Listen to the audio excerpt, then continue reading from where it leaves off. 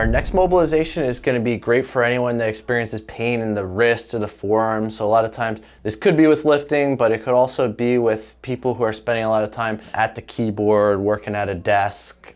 These tissues tend to tighten up a bit. So we're going to work through both sides of the forearm here. Let's start with the extensors. So we're going to place our arm on the ball, take the other hand to apply some pressure, and we're going to roll up and back.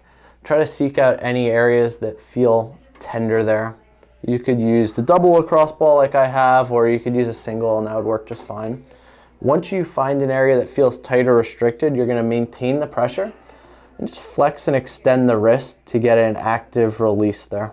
Any area that you work on, you want to spend about 2 minutes or so.